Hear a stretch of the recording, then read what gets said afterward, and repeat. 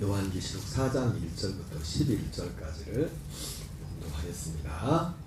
2일 후에 내가 보니 하늘에 열린 문이 있는데 내가 들은 바 처음에 내게 말하던 나팔 소리 같은 그 음성이 이르되 이리로 올라오라. 이후에 마땅히 일어날 일들을 내가 내게 보이리라 하시더라. 내가 곧 성령에 감동되었더니 보라, 하늘에 보좌를 베풀었고 그 보좌 위에 앉으신 이가 있는데 앉으신 이의 모양이 벽과 홍보석 같고 또 무지개가 있어 보좌에 들렸는데 그 보석이 녹보석 같더라. 또 보좌에 들려 24 보좌들이 있고 그 보좌들 위에 24 장로들이 흰옷을 입고 머리에 금관을 쓰고 앉았더라. 보좌로부터 번개와 음성과 우레소리가 나고 보좌 앞에 켠 등불 7이 있으니 이는 하나님의 7명이라. 보좌 앞에 수정과 같은 유리 바다가 있고 보좌 가운데와 보좌 주위에 4 생물이 있는데 앞뒤에 눈들이 가득하더라. 그 첫째 생물은 사자 같고 그 둘째 생물은 송아지 같고 그 셋째 생물은 얼굴이 사람 같고 그 넷째 생물은 날아가는 독수리 같은데 4 생물은 각각 6개 날개를 가졌고 그 안과 주위에는 눈들이 가득하더라.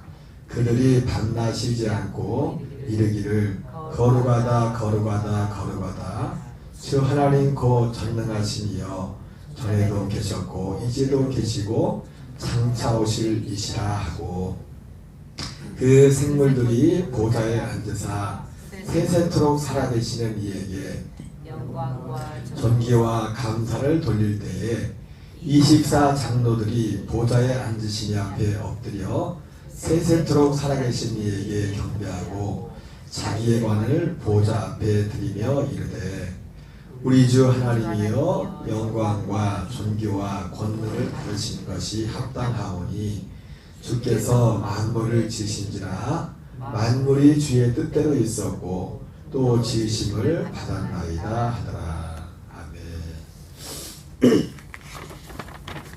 할렐루야. 말씀 전하기 전에 잠깐 광고를 좀 하나 하겠습니다. 제가 2주 전에 집사람하고 오랜만에 극장에 가서 영화를 한 편 보고 왔습니다. 신의 악단이라고 들어보셨어요? 근데 그래서 보니까 이 고흥에서 이제는 상영이 이제 매일 하는 걸 끝나고 하루씩 이제 이번 주일날까지만 하더라고요. 상영을 하는데 하루에 한 번만 하더라고요. 이제 어제부터인가 오늘부터는 하루에 한 번만 하는데 또 토요일날 1시 30분, 1시 25분인가? 1시 25분에 일관에서 하더라고요. 일관에서. 그래서 꼭 간단한 게 일단 제가 이제 가시는 분, 가시겠다는 분 계시면 인원파가 어느 정도 되면 너무 적으면 또 같이 갈 거라고 개인적으로 가야 되고 이제 말씀해 주면은 제가 이제 교회에서 이제 표를 좀 준비해가지고 같이 갔다 올 수도 또 이제 신앙생활 하시는 분들한테 도움이 이게 실화를 바탕으로 한 거거든요. 이게 그냥 영화 피시한 그냥 허구 소설 같은 게 아니라 실제로 있었던 북한에서 있었던 거를 영화로 만든 거거든요. 그래가지고 이제 특히 이제 신앙생활 이제 시작하신 분들 물론 우리에게도 다 도움이 되지만은 그래도 이제 도움이 될 것 같아서 오늘 끝나고 이제 표가 얼마 없으니까 왜냐면 그리고 상영을 한 번밖에 안 하기 때문에 또 벌써 입소문이 교회들마다 나서 주변에서 많이 가더라고요. 그래가지고 내일은 가려면 예매를 해놔야 될 것 같아요. 그래서 내일까지 가실 분들은 말씀을 해주시면은 오늘 오지 않으신 분들까지 그래서 토요일날 같이 갈 수 있도록 그때 못 가는 분들은 개인적으로 가셔야 돼요. 어쩔 수 없어요. 그렇게 하시기 바랍니다. 자, 오늘은 좀 제목이 좀 생뚱맞긴 하지만 오늘 본문하고 전혀 관계가 없는 것처럼 보이지만 오늘 본문의 말씀을 중심으로 자고새의 저주를 이기는 자가 됩시다. 따라합시다. 자고새의 저주를 이기는 자가 됩시다. 네. 새벽에 전했던 예레미야 말씀하고 또 오늘 본문하고 좀 맞는 것 같아서 제목을 그렇게 정해봤습니다. 오늘 본문은 먼저 보면은 첫 번째 하늘에 열린 문에서 들려온 소리로 시작됩니다. 계시록 4장 1절을 같이 읽겠습니다. 시작. 2일 후에 내가 보니 하늘에 열린 문이 있는데 내가 들은 바 처음에 내게 말하던 나팔 소리 같은 그 음성이 이르되 이리로 올라오라. 이후에 마땅히 일어날 일들을 내가 내게 보이리라 하시더라.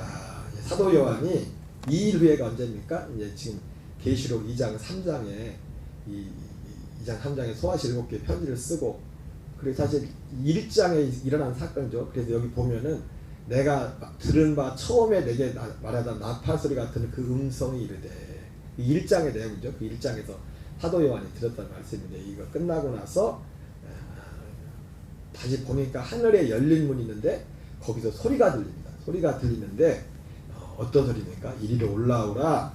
이후에 마땅히 일어날 일들을 내가 내게 보이리라. 이 소리를 들었습니다. 이 소리를. 그래서 사도 요한이 이제는 성령의 충만받은 이제 하늘에 이제는 그 하늘로 올라가서 이제 하늘의 그 장면을 본 내용이 나오는데, 그게 메인이 아니라 그 올라오라는 목적 뭡니까? 그러니까 이 앞으로 마땅히 일어날 일들을 내게 보이리라. 그 6장부터 22장까지의 그 내용을 하나님이 보여주려고 이제 사도 요한을 이제는 하늘로 올라오게 한 것입니다. 요한계시록은 기본적으로 계시록 1장 19절에 보면 세 가지 내용이 있죠. 내 본 것과 지금 있는 일과 장차될 일. 내 본 것은 요한계시록 1장에 나오는 그 내용이 사도 요한이 본 것이고 하나님 보여줬잖아요. 거기 요한계시록 1장에서 뭘 봤습니까? 일곱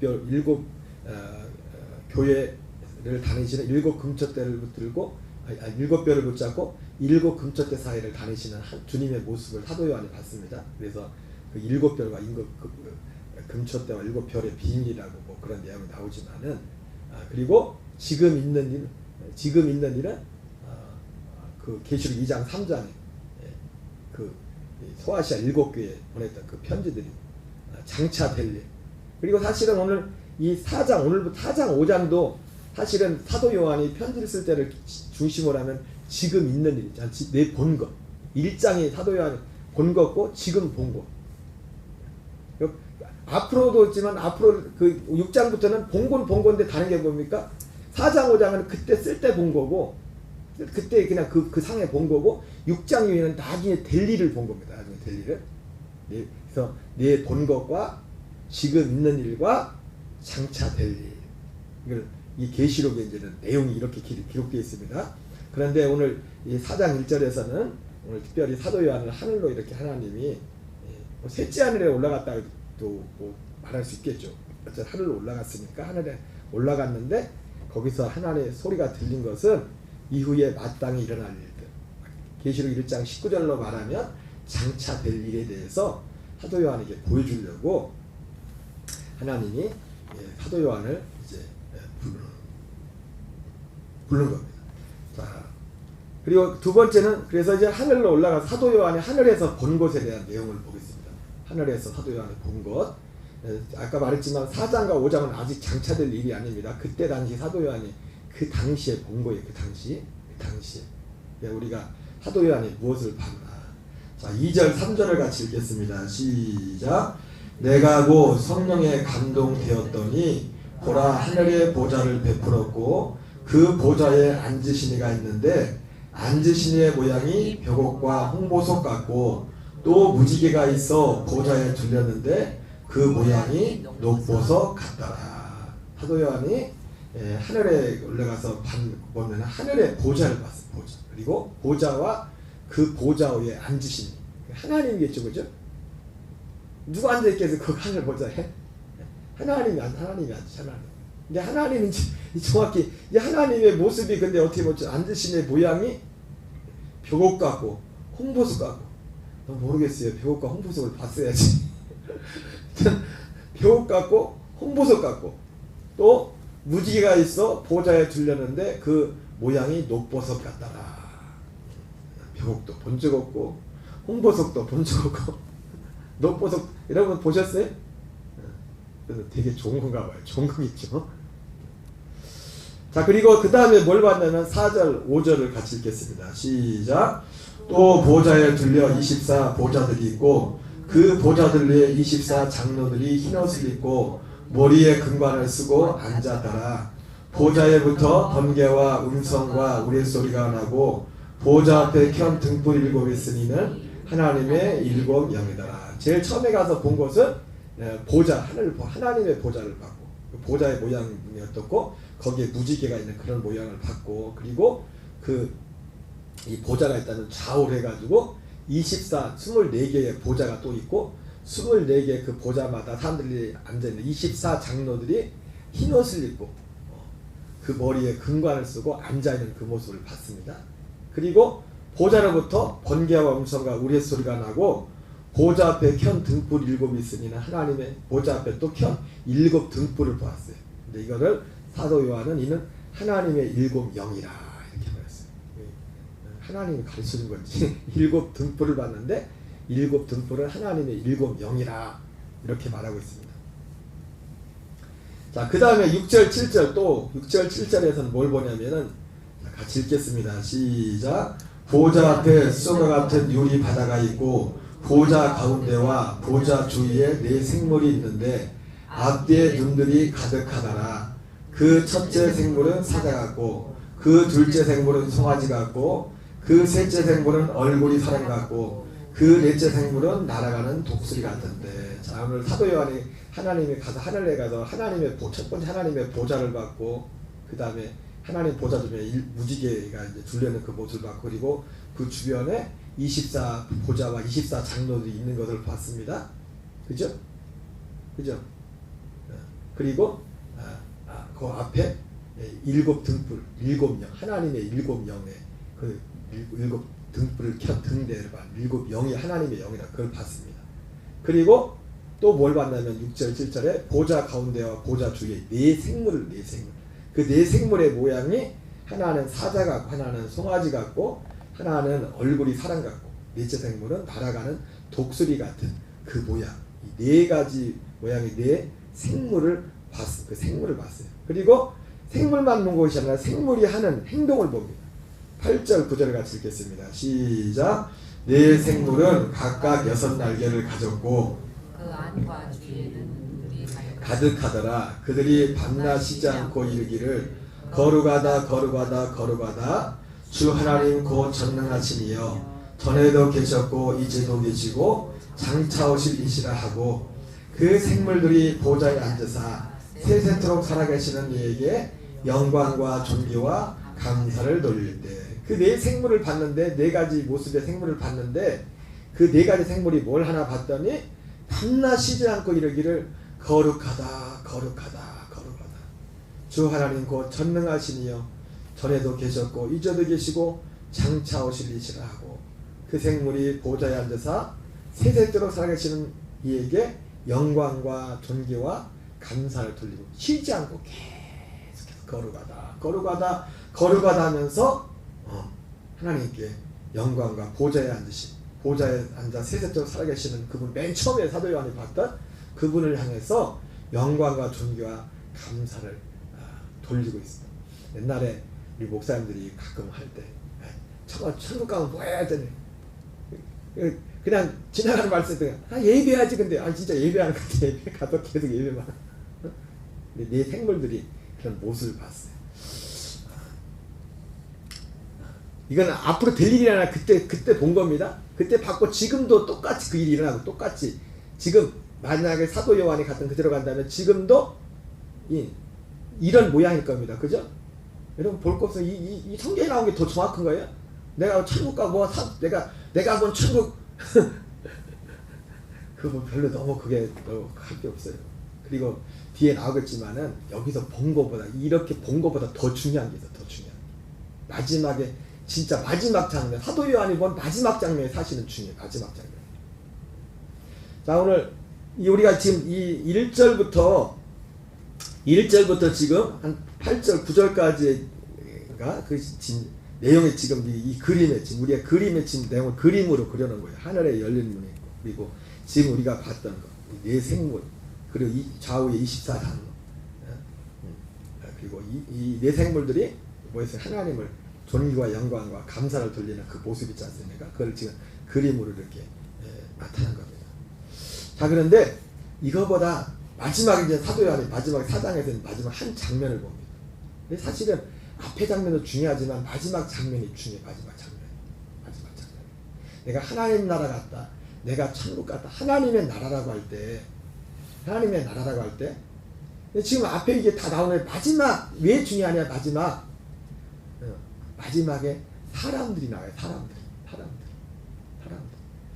자, 우리 이사야서 1장 2절 3절을 같이 읽겠어요. 시작. 하늘이여 들으라, 땅이여 귀를 기울이라. 여호와께서 말씀하시기를 내가 자식을 양육하였거늘 그들이 나를 거역하였도다. 소는 그 인자를 알고 나귀는 그 주인의 구유를 알건만은 이스라엘은 알지 못하고 나의 백성은 깨닫지 못하는도다 하셨도다. 우리 앞에서 보면은 정말 네 생물들이 하나님 앞에 찬양을 드리자 영광을 들지 않습니까?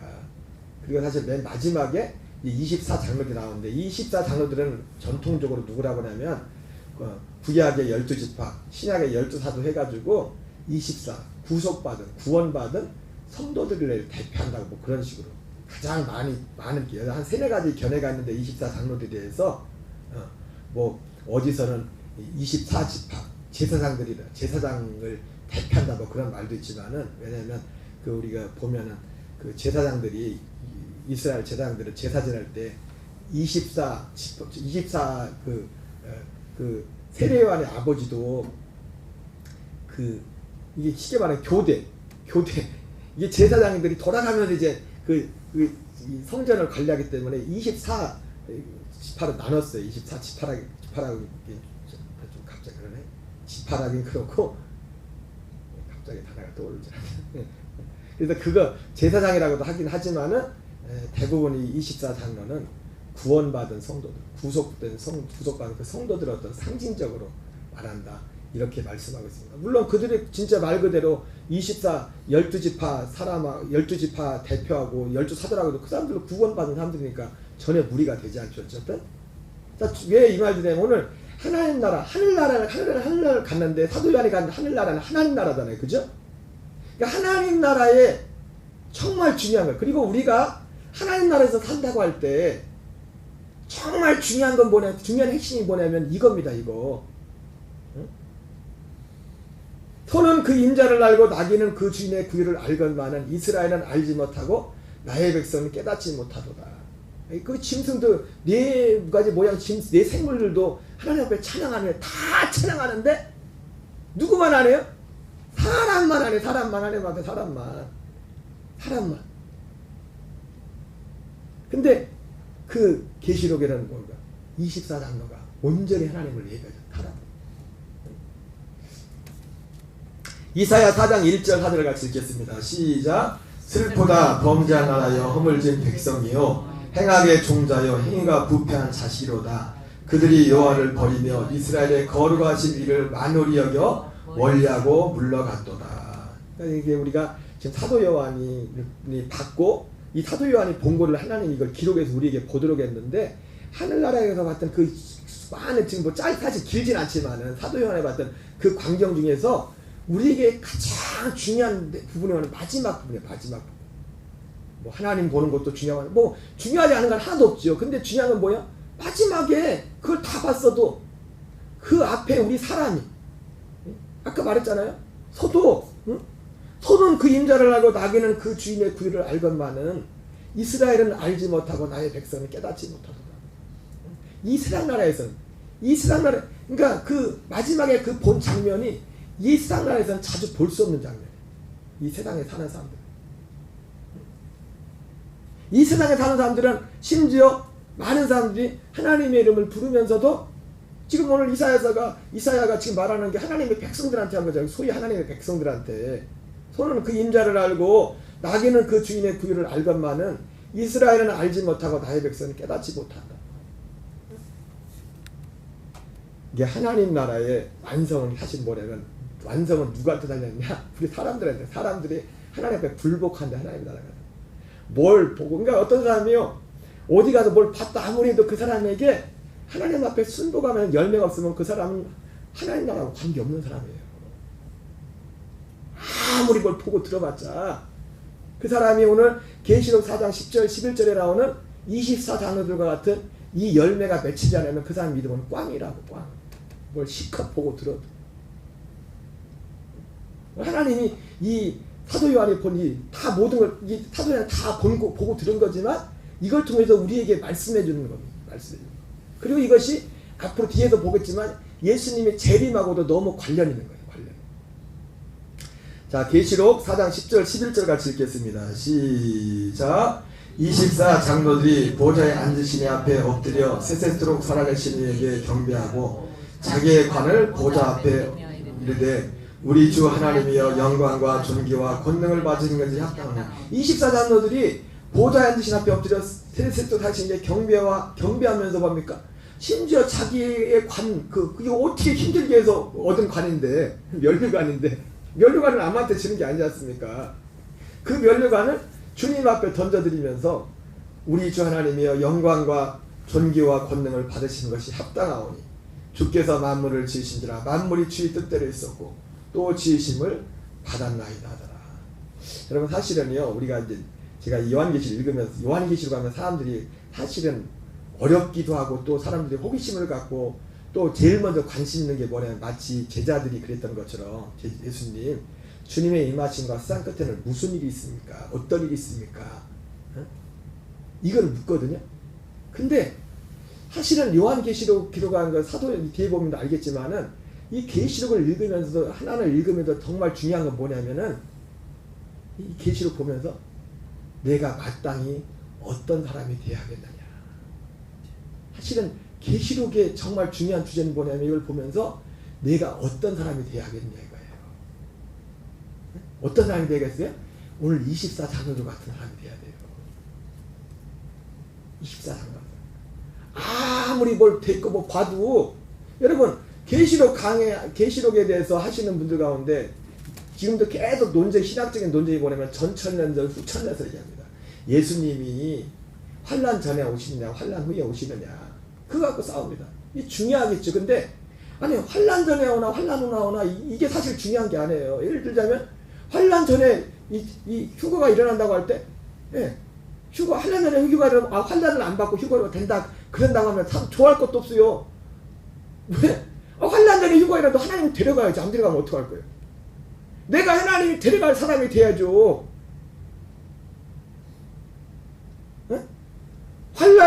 환난을 거친다고 그럼 또 막 환난을 거친다고 하면 어때요? 내가 어떤 사람이 돼요? 환난을 이길 만한 믿음 있는 사람이 돼야죠. 환난 전이냐 후가 그게 중요한 게 아니에요. 이 계시를 통해서 우리에게 정말 하나님 원하는 거 뭐냐? 네가 어떤 사람이 돼야겠냐? 어떤 사람이?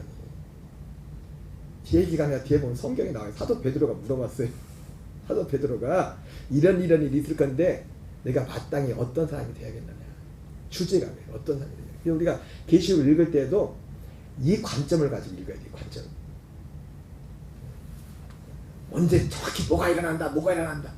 여러분 사실 제일 큰 거는요. 계시 24장에 다 나와 있어요. 예수님의 재림에 대한 가장 결정적인 징조는 적그리스도의 출현이나 그것만 믿어도 적그리스도가 출현을 알아요. 성전이 제3성전이 세워져야 되는데 그 적그리스도가 세워지면 주님이 안 오신다 했어요. 그 정도만. 문제는 뭐예요? 그러니까 여기 나오는 모든 사건 이런 거 하나하나가 다 그 안에 있는 거예요. 문제는 뭐냐면 예수님 안 믿는 사람들은 뭐 생각할 필요 없지만 우리가 예수님을 믿는다면은 이 계시록을 보면서 우리가 정말 중요한 건 뭐냐면 내가 어떤 사람이 되어야겠냐. 어떤 사람. 우리가 어떤 사람이 돼요? 24 장로 같은 사람. 보좌에 앉으신 이 앞에 엎드려 세세토록 살아계신 이에게 경배하고 자기의 관을 보좌 앞에 엎드려 이르되 우리 주 하나님이여 영광과 존귀와 권능을 받으시는 것이 합당하오니 주께서 만물을 지으시니라 만물이 주의 뜻대로 있었고 또 지으심을 받았나이다. 계시록 4장 10절 11절 같이 읽겠습니다. 아니구나. 그리 24 장로들이 지금 이쪽 한쪽 이제 양쪽까지 하면 지금 12명인데 이쪽 오른쪽은 안 비워져 그죠? 면류관을 보좌 앞에 던지며 찬양하는 이 모습을 보면서 하나님이 오늘 사도 요한에게 이 장면을 보여주면서 앞으로도 사도 요한이 지금 이 본 장면이지만 지금 이 본 장면이 왜 이렇게 중요하냐? 장차 이런 일이 일어날 것인데 예수님 재림할 것인데 근데 지금 우리는 많은 사람들은 장차 일어날 거기에 너무 관심을 많이 가지고 있어요. 그것도 알아야 돼요. 근데 그거는 아까 말한 것처럼 마태복음 24장만 정확히 알아도 뭐 다른 거 더 많이 몰라도 돼요. 그것만 정확히 알아도. 진짜 중요한 건 뭐냐면 내가 어떤 사람이 돼. 어떤 사람이. 자, 베드로후서 3장 10절 12절 제 얘기가 아니에요. 베드로가 한 말이에요. 같이 읽겠습니다. 시작. 그러나 주의 날이 도둑같이 오리니 그날에는 하늘이 큰 소리로 떠나가고 물질이 뜨거운 풀어지고 땅과 그 중에 있는 모든 일이 드러나리로다. 이 모든 것이 이렇게 풀어지리니 너희가 어떠한 사람이 되어야 마땅하냐. 거룩한 행실과 경건함으로 하나님의 날이 임하기를 바라보고 간절히 사모하노라. 그죠? 오늘 물론 베드로는 뭐 사도 바울처럼 사도 요한처럼 이런 뭐 종말에도 막 깊이 있게 쓰진 않았습니다. 쓰진 않았는데 사도 바울이 뭐 베드로가 꼭 몰라서 그들보다 몰라서 그렇진 않았다고 생각해요. 사도 바울도 적그리스도에 대해서 데살로니가 후서에서 그 예수님이 하신 말씀하고 똑같은 말을 하지 않습니까? 똑같은 말을 하는데 여기 10절을 보면 그러나 주의 날이 도둑같이 오리니 그날에는 하늘에 그러니까 뭐 짧은 한 절이지만 사도 베드로가 지금 예수님 재림할 때 무슨 일이 일어나는지 말하잖아요. 그죠? 이 10절에 지금 계시록 뒤에 6장 이후에 나오는 사건들 위에 어떤 부분들은 지금 베드로가 말하는 이 10절 안에 포함되는 내용들이라고요. 그 내용들. 앞으로 오늘 하나님이 사도 요한에게 보여준 장차 앞으로 일어날 그런 일들 중에 어떤 부분들은 오늘 사도 베드로가 말한 10절 단 한 절이지만 이 10절 안에 포함되는 이 내용들이라고요. 그러나 주의 날이 도둑같이 오리니 그날에는 하늘이 큰 소리로 떠나가고 물질이 뜨거운 불에 풀어지고 땅과 그 중에 있는 모든 일이 드러나리로다. 이 모든 것이 이렇게 풀어지니 여기 이렇게 짧게 되어 있지만은 사도 요한이 대신한다면은 사도 요한이 만약에 편지를 쓴다면은 6절부터 22절까지 이 모든 일이 이렇게 될 것인데 하고서 똑같이 말할 겁니다. 너희가 어떠한 사람이 되어야 마땅하냐. 너희가 어떠한 사람이 되어야 마땅하냐. 여러분 계시록의 종말론의 그 핵심은 뭐냐면 너희가 어떠한 사람이 되어야 마땅하냐. 이거를 말씀해 거룩한 행실과 경건함으로 하나님의 날이 임하기를 바라보고 간절히 사모하는 자. 바로 이런 사람들이 오늘 아까 봤던 24장로도 같은 그런 액션을 한다. 그런 액션. 하나님 앞에 엎드려 경배하며 자기의 면류관조처럼 주님 앞에 걷어 던지면서 이유를 뭐라 합니까? 모든 것이 주님이 주시고 주님의 것이기에 이것을 주님께 드리는 것이 마땅합니다. 여러분 너희가 어떠한 사람이 되어야 마땅하냐. 자, 누가복음 21장 27절 28절을 같이 읽겠습니다. 시작. 그때 사람들이 인자가 구름을 타고 능력과 큰 영광으로 오는 것을 보리라. 이런 일이 되기를 시작하거든 일어나 머리를 들라 너희의 속량이 가까웠느니라 하시더라. 자, 누가복음에서는 누가가 어떻게 말합니까? 여기도 이제 예수님의 재림에 대해서 앞에서 요약식으로 했지만 그러니까 사실은 이 계시록이라는 내용은 예수님 말씀하신 마태복음 24장에 그 안에 다 들어있는 거예요. 그 안에 그 내용이 그걸 벗어나지 못한다고요. 예수님이 말씀하시는 그 어떤 부분 안에 그게 다 들어가는 거라고요. 만약에 집을 지을 때 기둥을 먼저 다 세우고 이 속 내용들을 채우지 않습니까? 마태복음 24장은 기둥들 같은 거 하나하나 기둥들 같은 그 어떤 부분에 다 들어가는 거예요. 누가 21장도 마찬가지죠. 그때 사람들이 인자가 구름을 타고 능력과 큰 영광으로 오는 것을 보리라. 이런 일이 되기를 시작하거든 일어나 머리를 들라. 이 표현이나 베드로가 말한 너희가 마땅히 어떠한 사람이 되는 것이 마땅하냐 그 말이나 비슷하죠. 근데 여기서 참 조심할 게 여기 이런 일이 되기를 시작하든 일어나 머리를 들라. 이런 일이 되는 걸 보면 지금 예수님이 문 앞에 온 거잖아요. 그죠? 이것도 좀 어떻게 생각하면 어폐가 있어요. 그럼 예수님 오실 날이 멀어졌으면 아무렇게 살아도 되나? 그건 아니죠. 여기서 우리가 깨달은 게 우리의 신앙의 우리의 믿음의 기준은 종말 신앙이에요. 종말 신앙. 보세요. 예수님이 오지 않아도 우리가 먼저 예수님한테 먼저 갈 수 있어요. 그럴 가능성이 훨씬 높겠죠. 그죠? 그래 안 그래요? 예수님이 오시던 우리가 먼저 예수님께로 가던 사실 똑같다고요. 똑같다고. 주님을 만나는 거는. 이런 일이 되기를 시작하든 일어나 머리를 들다 이 말을 잘못 오해하면은 그럼 뭐 평소에 예수님 재림 뭐 어릴 때 막 그냥 아무렇게나 막 자유롭게 살고 예수님 오실 때 막 정신 차리고 아니라니까요. 예수님이 안 오셔도 내가 간다니까요. 예수님한테 심판대 앞에 내가 간다니까요. 그날은 예수님이 오셔서 심판하는 거지만은 내가 심판대 앞에 내가 먼저 갈 수 있다니까요. 이 말 통해서 우리가 깨달은 게 뭡니까? 그게 우리의 참 믿음은 뭐냐면 이 종말신앙 계시록에서 말하는 이 믿음의 모습이 참 신앙의 기준이다. 참 신앙의 기준. 여러분 생각해 보세요. 하나님 우리를 구원하는 게 예수님 오기 전에 재림 직전에 구원하는 기준하고 재림할 때 구원하는 기준하고 다르겠어요? 똑같겠어요? 재림 직전에 올 때는 너 천국 가. 근데 재림할 때 올 때는 넌 안 되겠어. 그러겠어요? 똑같아요. 똑같아 기준이. 결국 참 신앙은 뭐냐면 재림신앙, 종말신앙이 참 신앙이고 그리고 그 종말신앙, 참신앙의 그 뿌리는 어떤 모양이냐면 오늘 24장들이 보셨던 그 모습이 하나님이 원하신 어떠한 사람이 되는 것이 마땅하느냐 했던 그 믿음의 가장 중요한 뿌리가 되는 것입니다. 뿌리가 되는 거예요.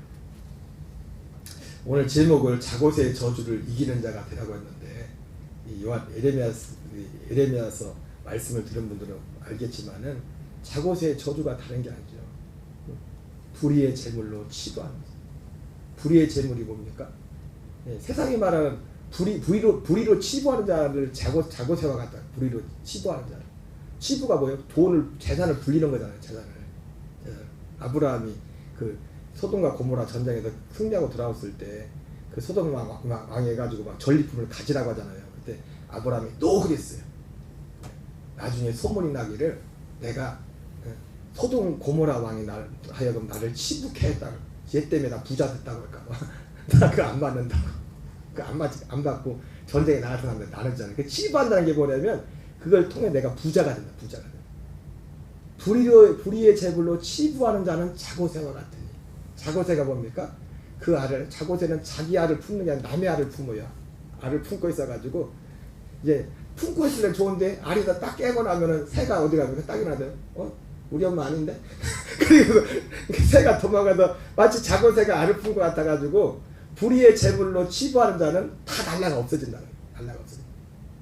그걸 에레미야에서 말씀하면서 그 마치 지금 예루살렘에 사는 이스라엘 백성들의 유다 백성들의 지금 상태가 그렇다.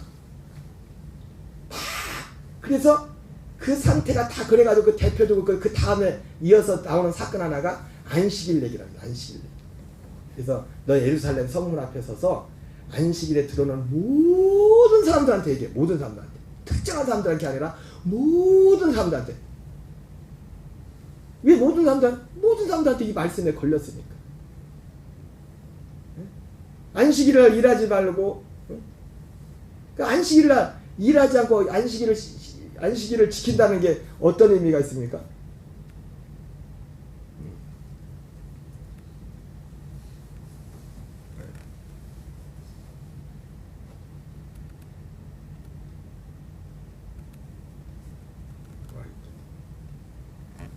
뒤로 간단 말이에요.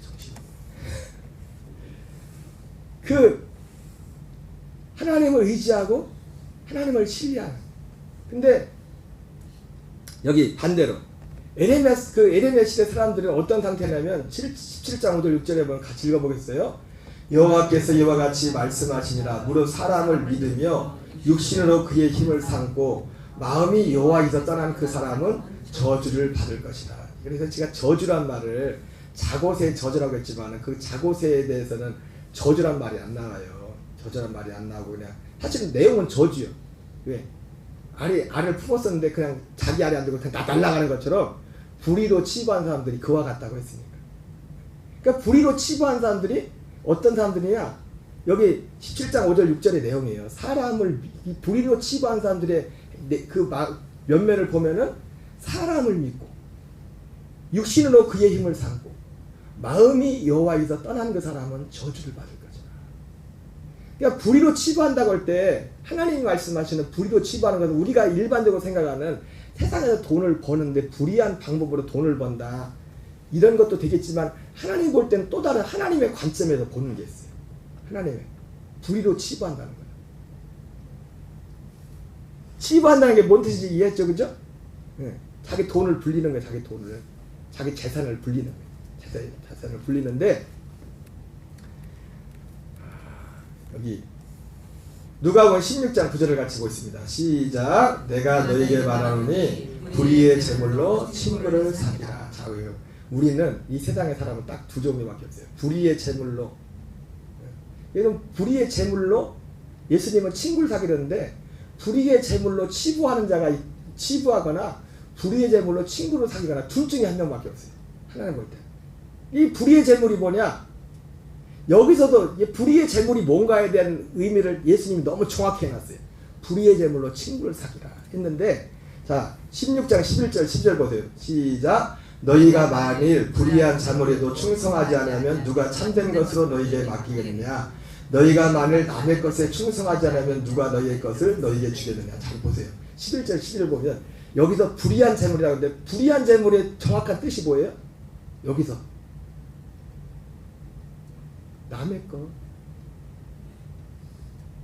남의 것이 불의한 제 남의 것. 여기서 누가복음에서는 남의 것이래. 남은 누구? 여기서는 하나님이 하나님. 그리고 인간적으로 칠 때도 불의한 점이 뭐예요? 내게 아닌데 남의 것을 갖다 내 의미가 똑같잖아요, 그죠? 우리가 일반적으로 불의로 치부한다고 할 때는 내가 정상적으로 내가 내 권한이 없는 내가 어떤 거짓을 해가는 내가 불법으로 해가지고 남의 걸 이렇게 뺏어오는 거잖아요. 그게 불의로 치부하는 거라고요. 사람과의 관계에서. 근데 하나님께서 불의로 치부한다고 할 때는 그런 면도 있겠지만 하나님 앞에서 우리는 불의의 제물로 친구를 사귈지언정 불의의 제물로 우리를 치부하는 자가 되면 안 돼요. 불의의 제물로 치부하는 하나가 뭐였냐면 아까 예레미야서에서는 안식일을 지키지 않는 거예요. 안식일 날 돈 몰라가는 거예요. 하나님의 시간인데, 하나님의 건데, 다 하나님의 거지만. 누가복음 16장에도 그래서 불의한 제물로 친구를 사귀라고 하잖아요. 어떤 한 사람이 청지기가 있었는데 주인 마음대로 돈을 쓰다 꼬리가 길면 잡힌다고. 무서워요. 요즘 최근에 막 주변에도 뭐 전국적으로 믿었던 사람이 막 이게 막 돈을 막 횡령하는 사람들이 너무 많더라고. 잘 감시를 해. 잡혀가지고 이제 그래도 오랫동안 그 직장 생활을 해. 청지기 생활을 했는지 나이가 들어가지고 속으로 생각하기는 이제 틀림없이 쫓겨나야 되는데 나가서 땅을 파자는 힘이 없고 쫓겨나서 힘 있을 때 쫓겨나는 거지 소망했는데 땅을 파자는 힘이 없고 빌어먹자니 또 내가 또 그래 체면이 있지. 그래서 이 사람이 생각을 하죠. 지혜를 내요. 예수님이 그 사람의 지혜를 보고 그 사람을 칭찬을 해요. 세상의 아들들보다 얘가 더 지혜가 있다. 비유적으로 한 거죠. 걔가 그걸 잘했다는 게 아니라 어떤 하나님이 하고 싶은, 예수님이 하고 싶은 말씀이 있어가지고. 그래서 그 사람이 어떻게 합니까? 주인에게 빚진 자, 자기한테 빚진 것도 아니에요. 주인에게 빚진 자를 하나씩 불러가지고 100만 원 빚진 사람은 이거 바꾸라고 50만 원만 줬다고. 1000만 원 빚진 사람은 500만 원만 이거 다 장부를 바꿔요. 잘못했지만 예수님이 뭘 칭찬했어요? 이 사람은 자기 게 아닌데 그걸 가지고 쫓겨났을 때를 준비했다. 쫓겨났을 때. 어차피 내 게 아니거든. 불의의 제물로 친구를 사귀라. 어차피 우리가 가진 것이 다 우리게 아무것도 없거든요. 우리가 가진 시간도, 우리가 가진 물질도. 그래서 우리가 아까 봤던 계시록에 아까 봤던 사도 요한에 봤던 24장로들의 모습이 그 모습을 딱 보여주는 거예요. 다 엎드려서 자기 멸류관까지 다 던지면서 그 뒤에 뭐라 합니까? 누님이 다 지고 다 모든 게 주님께로부터 왔어요. 다윗이 그랬던 거죠. 다윗이 우리가 어떻게 이렇게 주님께 즐거움으로 드릴 수 있었나이까. 모든 것이 주께로부터 왔음에 주님께 받은 것을 주님께 드리고. 여러분 이 믿음이 되세요? 이 믿음이 돼야 자고세의 저주를 이기는 사람이에요. 자고세의 저주를 이기는 사람들이 오늘 아까 제목이 뭐예요? 그래서 베드로가 어떤 사람이 돼야 마땅하겠느냐. 자곳의 저주를 이기는 사람이 되라. 자곳의 저주를. 누가복음 1장 19절 읽겠습니다. 시작. 천사가 대답해 이르되 나는 하나님 앞에 서 있는 가브리엘이라 이 좋은 소식을 전하여 내게 말하라고 보내심을 받았노라. 예. 여러분, 우리는 우리의 시간과 우리의 물질의 주님의 것을 주님 앞에 돌릴 수 있는 여러분 믿음이 있기 바랍니다. 안 그러면 그게 불의로 치부하는 거예요. 불의로 치부하는 게 하나님이 볼 때 아까 불의의 재물이 뭐라고 했어요? 불의의 재물이 무슨 재물이라고? 남의 것. 사람과의 관계도 남의 것. 하나님과의 관계도 남의 하나님 것. 그 하나님 걸 가지고 친구를 사귀는 게 어떻게 친구를 사귀입니까? 어차피 하나님 거지만 하나님께 다윗같이 하나님의 것을 하나님께 드리는 거예요. 그리고 이웃을 내 드리고 우리의 시간과 우리의 물질도 그렇다고 뭐 맨날 거기서 교회에서 살라는 게 아니라 응? 우리 하나님 앞에 드려야 될 마땅한 것들 있지 않습니까? 그것을 하지 않으면 마치 뭐 같은 거예요? 불의로 치부하는 거하고 똑같다고요. 하나님 볼 때. 물론 예레미야에서는 안식일 문제 하나만 얘기하고 있지만 누가복음 1장 19절에 보면 한번 읽어보겠어요. 시작. 천사가 대답이르되 나는 하나님 앞에 서 있는 가브리엘이라 이 좋은 소식을 전하여 내게 말하라고 보내심을 받았노라. 여러분, 우리는 이 말씀을 들어야 됩니다. 이 말씀을. 이 좋은 소식. This good news. 우리 굿뉴스 하면 예수님 먼저 생각하잖아요. 그죠? 근데 누가복음 1장에 보니까 세례요한이 굿뉴스 세례요한이 와서 무슨 일을 했는데? 세례요한이 와서 한 일. 누가복음 1장 13절 14절 읽겠습니다. 시작. 천사가 그에게 이르되 사가랴여 무서워하지 말라. 너희의 간구함이 들린지라 내 아내 엘리사벳이 내게 아들을 낳아주리니 그 이름을 요한이라 하라. 너도 기뻐하고 즐거워할 것이요 많은 사람도 그의 태어남을 기뻐하리니. 세례요한의 출생에 앞서서 사람들 이 엘리사벳과 사가랴가 기쁘고 왜 일단 그렇게 오랫동안 구했는데 아들을 줘서 기쁘지만 그냥 그것 때문에 단순히 기쁜 게 아니에요. 그 세례요한하고 엘리사벳만 기뻐하는 게 아니라 다른 많은 사람들도 그의 태어남을 기뻐한다고 했어요. 근데 그 세례요한의 출생을 기뻐하는 이유가 있었어요. 단지 그냥 오랫동안 아기를 기다리는데 아기를 줘서 그거로 기쁜 게 아니라 아기가 할 그 일 때문에 사람들이 기뻐한다고 하고 있어요. 15절 16절 읽겠습니다. 시작. 이는 그가 주 앞에 큰 자가 되며 포도주나 독한 술을 마시지 아니하며 모태로부터 성령의 충만함을 받아 이스라엘 자손을 주곧 그들의 하나님께로 많이 돌아오게 하겠습니다. 네. 여러분, 하나님께로 사람들 세례요한은 회개의 말씀을 했죠. 회개의 말씀을. 여러분, 똑같은 말씀인데 어떤 하면 회개의 말씀도 어떤 하면 기쁨이 되는데 어떤 하면 회개하라고 하면 기분 나. 근데 이 회개하게 하는 이 말씀을 오늘 가브리엘 천사가 뭐라면 이게 기쁜 소식이에요. 기쁜 소식. 이게 굿뉴스래. 첫 번째 굿뉴스. 회개의 말씀이 첫 번째 굿뉴스. 첫 번째 굿뉴스. 누가복음 1장 17절 읽겠습니다. 시작. 그가 또 엘리야의 심령과 능력으로 주 앞에 먼저 와서 아버지의 마음을 자식에게 거스르는 자를 의인의 슬기에 들어가게 하고 주를 위하여 선 백성을 준비하리라. 엘리야의 심령과 능력으로 주 앞에. 이 엘리야가 하는 게 뭡니까? 말라기에서 이 엘리야는 어떤 엘리야? 말라기에서 마지막 예언했던 엘리야예요. 그래서 예수님이 마태복음 11장에서 엘리야에 대해 말하잖아. 그 오리라고 하는 엘리야가 이 사람이다. 오리라고 하는 엘리야가 어떠냐면 말라기의 마지막에 엘리야가 올 거잖아요. 엘리야가 하는 내용이 뭡니까? 예, 말라기에 나오는 그런 내용들을 사람들을 거기서 돌이키게 하는 거예요. 그런 죄들에서. 불의로 하나님의 것을 자기 것이라고 하는 그 사람들 향해서 거기서 돌아오라. 여러분, 아까 그 누가복음 16장에 예수님이 그 사실 비유의 말씀했잖아요. 불의의 재물로 친구를 사귀라는 말씀이. 근데 그 말을 딱 듣고 있던 사람들이 바리새인들이 그걸 딱 듣고서 막 비웃었다고 했어요.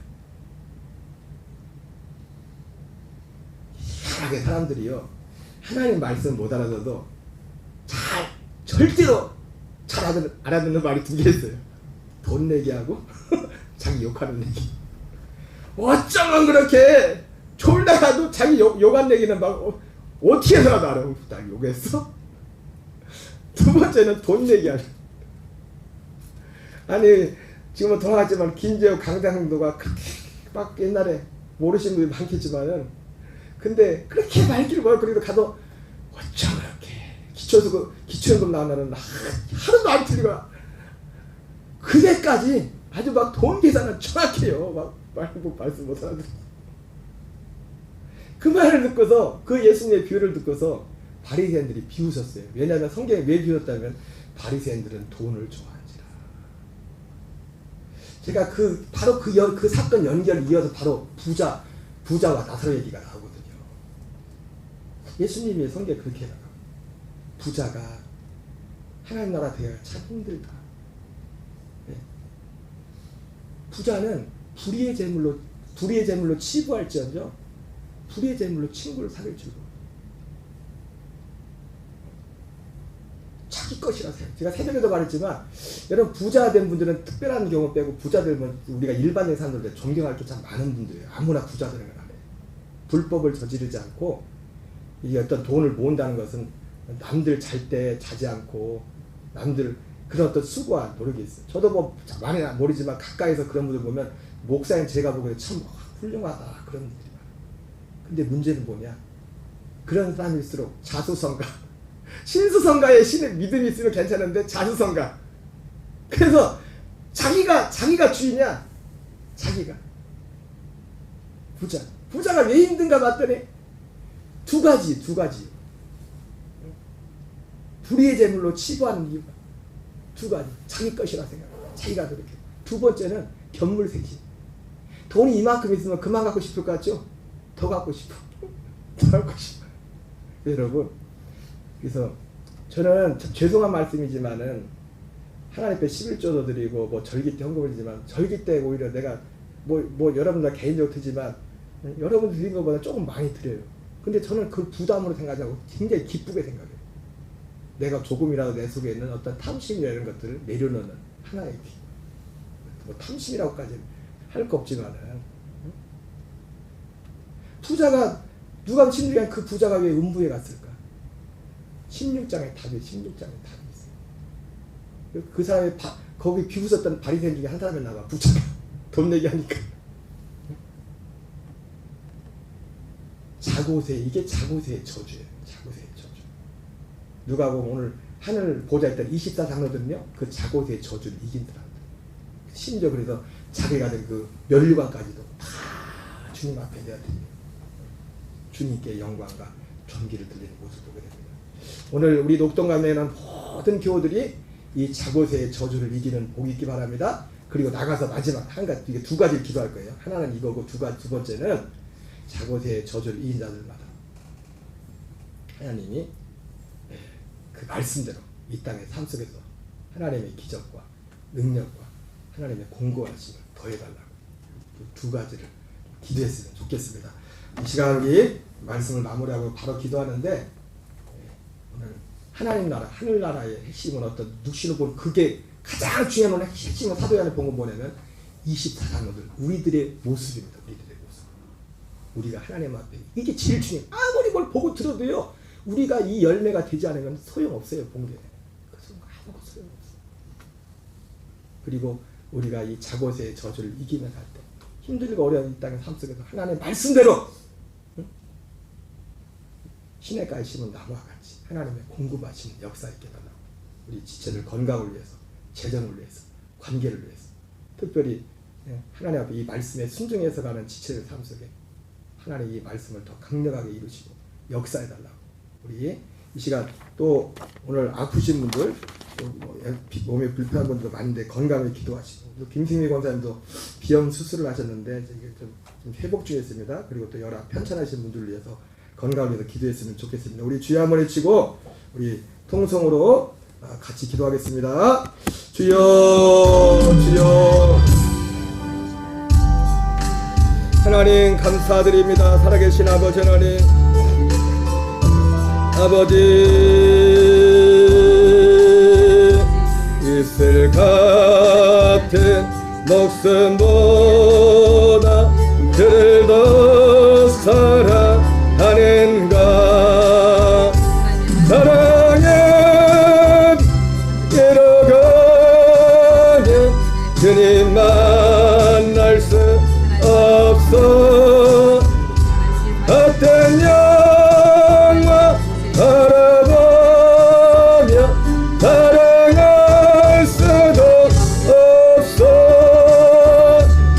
근심함을 이 세상